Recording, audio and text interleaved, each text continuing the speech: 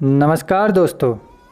आज की कहानी है यमलोक में साधु और डाकू। मृत्यु के बाद एक साधु और एक डाकू साथ साथ यमराज के दरबार में पहुँचे। यमराज ने अपने बहीखातों में देखा और दोनों से कहा, यदि तुम दोनों अपने बारे में कुछ कहना चाहते हो तो कह सकते हो। डाकू अत्यंत विनम्र शब्दों में बोला, महाराज, मैंने जीवन भर पाप कर्म किए हैं। मैं बहुत बड़ा अपराधी हूँ।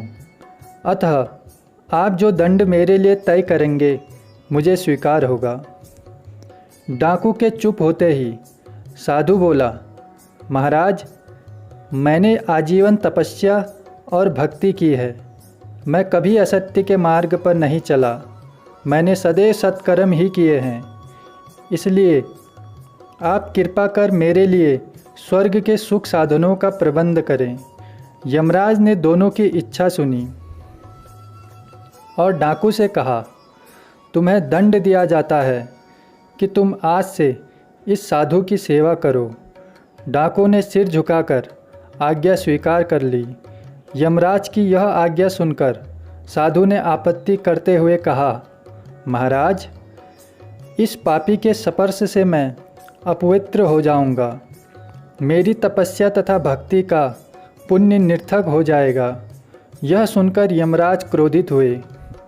बोले, निरपराध और भोले व्यक्तियों को लूटने और हत्या करने वाला तो इतना विनम्र हो गया कि तुम्हारी सेवा करने को तैयार है, और एक तुम हो कि वर्षों की तपस्या के बाद भी अहंकार ग्रस्त ही रहे और यह न जान सके कि सब में एक ही आत्म तत्व समाया हुआ है। तुम्हारी तपस्या अधूरी है। अतः आज से तुम इस डाकू की सेवा करो।